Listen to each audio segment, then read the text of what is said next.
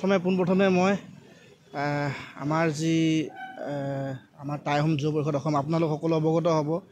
টাই আহোম যুৱ পৰিষদ অসম আহোম জনগোষ্ঠীৰ এটি জাতীয় সংগঠন হয় আৰু এই টাই আহোম যুৱ পৰিষদ অসম চমুকৈ টাইপা প্ৰায় 30টা বছৰ অতিক্ৰম কৰিছে আৰু ইতিমধ্যেই চৰাইদেউ যি আহোমৰ স্থায়ী ৰাজধানী আছিলে চৰাইদেউ বুলি কয়, এই চৰাইদেউতে টাই আহোম যুৱ পৰিষদ অসমৰ ষষ্ঠতম অধিৱেশনখন আয়োজিত কৰা হয় আৰু সেই ষষ্ঠতম অধিৱেশনতে চাও বিজয় ৰাজখোৱা ডাঙৰীয়াক মানচাও বিজয় ৰাজখোৱা ডাঙৰীয়াক সভাপতি, মানচাও অনন্ত ফুকন ডাঙৰীয়াক কাৰ্যকৰী সভাপতি, ৰুদ্ৰসাগৰ বুঢ়াগোহাঁইক কাৰ্যকৰী সভাপতি আৰু মোক চাও গুণকান্ত গগৈ আৰু মনোৰঞ্জন গগৈ আৰু দুইজনকে সাধাৰণ সম্পাদকৰ যি দায়িত্ব অৰ্পণ কৰা হৈছে।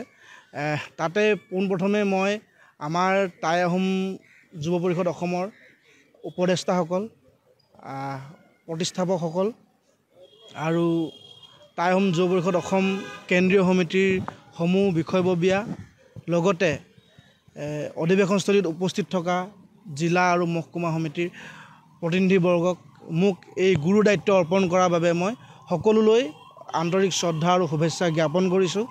আৰু বিশেষকৈ এটা কথা ক'ম যে এটা বহুত ডাঙৰ দায়িত্ব।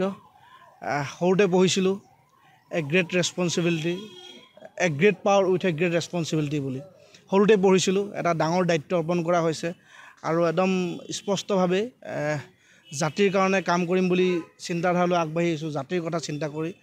আৰু আজিৰ এই পবিত্ৰ দিনটোত আজি গুৱাহাটীত আহিছোঁ। গুৱাহাটীৰ যি আমাৰ টাই আহোম যুৱ পৰিষদ অসম কামৰূপ জিলা সমিতিয়ে যি এক আদৰণি পৰ্ব ৰাখিছে, সঁচাকৈ আদৰণীয়, খুব উল্লেখযোগ্য।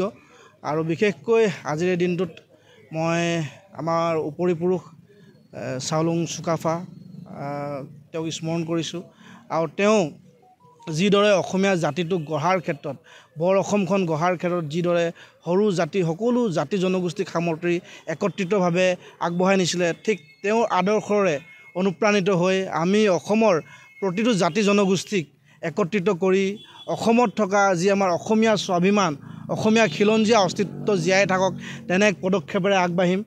আৰু যি আমাৰ অসমীয়া জাতিৰ বা আহোম জনগোষ্ঠীয়ে যি এক দায়িত্ব প্ৰদান কৰিছে, এই দায়িত্ব মই যি পাৰোঁ মোৰ ফালৰ পৰা মই সকলো দায়িত্ব মই আগবঢ়াই নিবলৈ মই প্ৰয়াস কৰিম।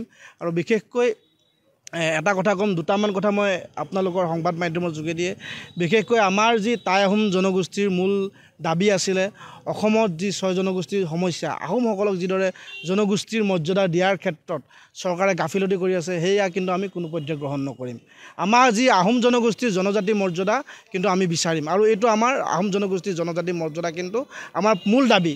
আৰু তাৰ লগতে আহোম জনগোষ্ঠীক জনজাতি মৰ্যাদা প্ৰদান কৰাৰ লগতে টাই আহোমসকলক সামাজিক, অৰ্থনৈতিক, শৈক্ষিক আৰু বৌদ্ধিকভাৱে আগবঢ়াই নিয়াৰ ক্ষেত্ৰত আমি বিশেষ গুৰুত্ব প্ৰদান কৰিম।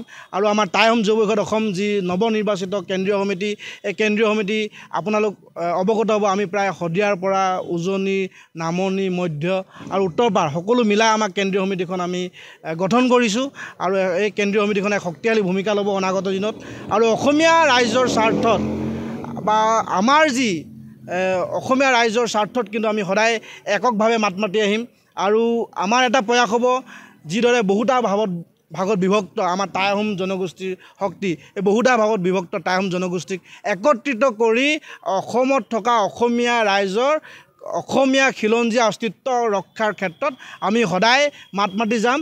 আৰু এই আমাৰ যি সংগ্ৰাম, এই সংগ্ৰাম অব্যাহত থাকিব যেতিয়ালৈকে আমাৰ অসমীয়া ৰাইজৰ স্বাৰ্থ সুৰক্ষা নহয়, যেতিয়ালৈকে টাই আহোমসকল সুৰক্ষিত নহয়, তেতিয়ালৈকে কিন্তু আমাৰ এই সংগ্ৰাম অব্যাহত থাকিব।